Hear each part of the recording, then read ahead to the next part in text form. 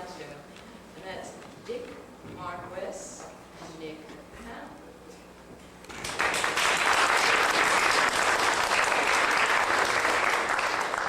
So I'm introducing Nick, and he reminded me that what you sow, so shall you reap. So I be careful what I said.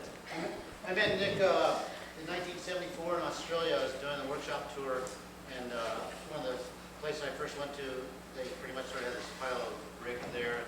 I was doing this workshop, and the instructor there said, you know, take that guy, you know, have him help you, because he's really talented. He's just wasting his time.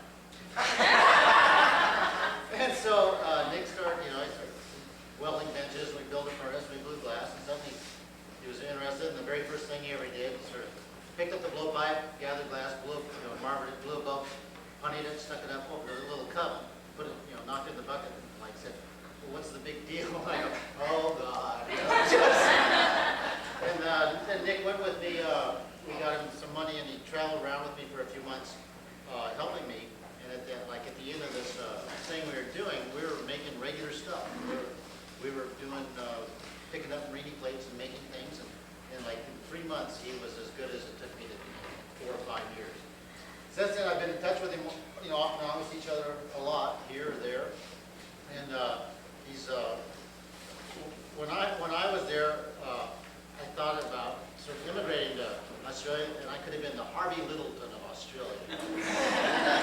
And then I decided, no, I'll let Nick be Harvey. So,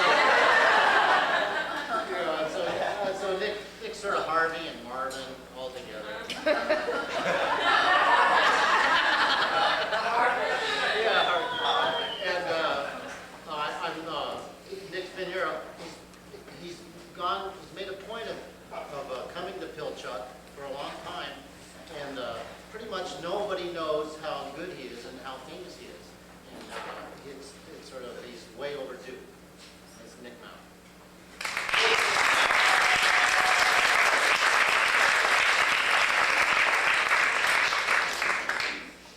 Thanks very much, Dick. All the time that I'm talking, I'm going to have to be thinking of something just as good to say about Dick. Oh, no. It's going to be hard. It's going to be real hard. So I've got a few slides of work that I've done so far. I want to show them, 75, I'll just flip through them. Some are really bad, some are much, much better. The early ones that I took myself, you'll see, are really bad slides, but I wanted to show them to you anyway, because recently I got a job, and it's the first job I've ever had. Pretty excited about it, and I wanted to show you how I got there. This is where I work now. It's at the Jam Factory Craft Design Centre in Adelaide. And it's a government-supported group of workshops. It's been going for the last 20-odd years. The glass department is one of 4 departments. The others are metal design, furniture design and ceramic design. And I'm in charge of the glass department, funnily enough. We have a pretty good studio. It's got 2 good-sized furnaces and 5 glory holes. We have 6 students there, postgraduate students, constantly rotating for a 2-year period. And we train through production. People do a 4-hour production session every morning. That's a pretty full-on production session to earn money so that we keep the studio going. In the afternoon, everybody gets to do their own work, develop their own skills, develop their own designs and work. And I sort of oversee all of that, as well as taking on commissions for any kind of jobs that come through. We work as a design team. We produce moulds and establish the production line. We do the whole lot as you would do in a small studio, and it's treated as a training program for people, emerging artists, and for postgraduate students. The other 3 studios work in a similar sort of way, and we channel all of our work through the wholesale department, and it's distributed Australia-wide. That's what I'm doing at the moment. And but it's the first time that there's been a job available for me in Australia since I started working with Dick, as we said, in travelled around Australia in, working out of this van at the back with Pauline. Pauline and I travelled with Dick and his partner for, I suppose, 3 months up there. That made up the last part of our school our course. We were doing a sculpture course, and it was an open unit course, so that we could get out of school and travel and work this way and still be accredited for the course. So that was a furnace, and nearly on the glory hole rigged up in the back of this trailer that was travelled all over the country. Where did you go? We went all through Victoria and Tasmania mainly. Big travelled across to South Australia and Western Australia. The same trailer went through New South Wales as well with Bill Boyson. But we were doing, out of that, we made green teapots. Just teapots. The one with what? And these are stuff that I took notice the quality. And it was stem teapot. But we did pretty well out of a trailer with colour that was out of a fiberglass furnace. We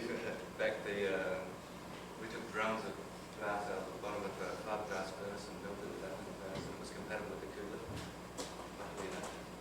And then, after travelling with Dick and Pauline, we came to California. Pauline and I travelled to California to work with Dick for a year in 1975. And pulling canes, making marine, stuff like that. And Pauline and I travelled further across America and through Europe, seeing places of interest, objects of interest, just checking out what we could make in glass. And we went to Venice, to the Vanini factory and to the Marina factory. This is an odd slide out, still an object of interest. We saw on the trip. Saw people working that we didn't know, but we had no idea who they were. This, I think, is Leo, 1975, working at the Marina factory. Making big plates. That thing looks fairly small on the end of the rod there, but in fact it's ginormous. It's a trick photograph, it's about 4 feet across. So we went back to Australia after that and set up our own small studio in a cow shed in the bush. And it wasn't very advanced. Looked as close as I could get it to the thing on the back of the trailer and the thing we saw in Venice. Kind of a mix. I had the right kind of drums and similar kind of glow out of the furnace. And we were melting the fiberglass as well. And we worked there. I started producing work with thumbprints on them. And started producing and earning money out of it.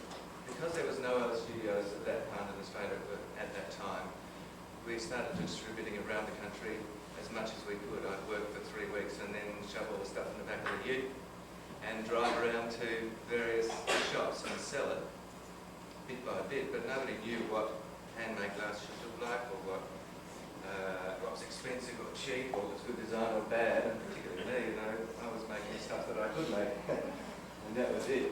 And we started a family. Actually, this was the practice one. We ended up with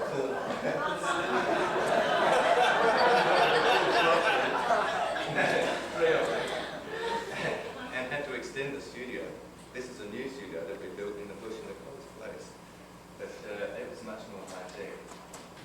Then we started a real family and extended the studio again. Because the overheads were rising, we had to be producing more and more glass and extending the studio and selling glass all around the place, which got me into a bit of a rut, and we were producing production work. We made budgery glass, which was a series of dollars, sets of tableware, all sorts of commissions for people, gardens, more children, more production. More production. Some of them were much, much more successful than others. Some groups we made, I didn't even sell one piece from. This is one. An example of a series that we didn't sell one piece of. They were glued. The bowls and the bases were glued with silicone glue, so they were sort of mobile at the top. There was certain fire resistance to their motion. None of them broke.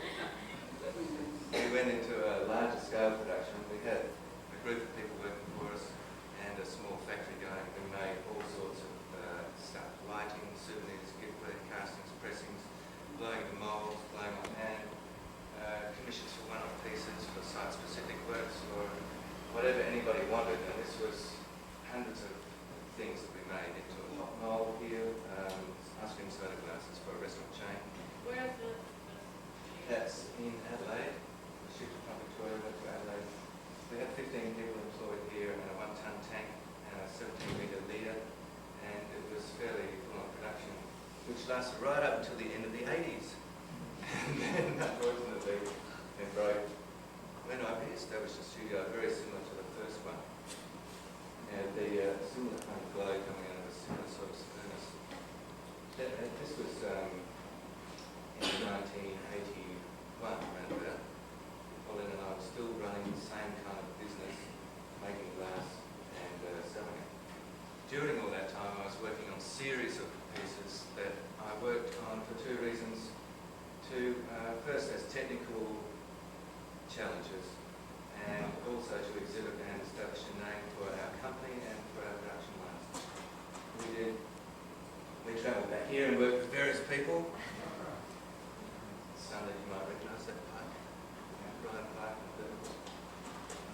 and Bertil. There. He's got lean up again, second time I've ever heard. And these are a few slides of a series of works that I was going through. I did a series of fishing floats, all relating to the history and traditions involved with glass, however remote. The fishing floats, because floats were made in glass, the net floats, and they're also very plastic looking.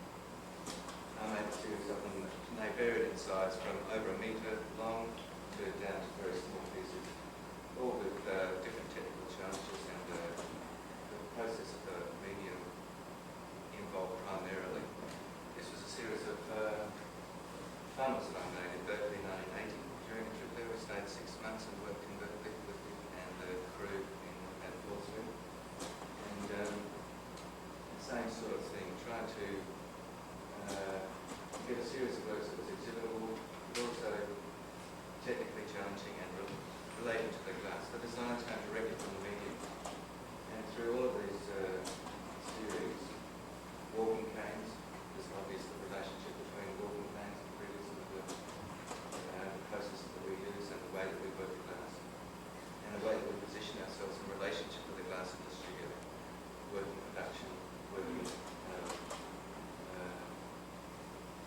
for our own benefit. Oh, sorry. You've got to tell me if I'm going too fast or mumbling. You're speaking. It's the accent. 91. What kind of glass is this? This glass we melt ourselves now. This was our own formulation that we worked out, and we work as a fairly tight group in Australia. There's very few of us relative to other places, and New Zealand as well. We communicate with each other on a very open basis through our conferences, through Glass, and through just regular communication. If a person has a problem or a person wants to know anything, we feel free about bringing anybody at any time. And this formulation of glass has been developed over years of working as a group. It first came from Peter Visnick in New Zealand, and I took it on and I've developed it through communication with Kugler, and because we normally use those Kugler colours and things like that. And we've worked it to a stage now where just about everybody in the southern part of Australia uses the same batch, and we get it mixed up by a chemical company and delivered in 25-kilo bags now in South Australia. And it's pretty clean glass, and we have really reasonably good results, but that's what that is. We mix our own with some of our colours. This is a series of bowls and cones that I've been working on as well over the last few years, probably 5, 6 years, something like that. These are about 18 inches in diameter, in camo joined in the middle and spun out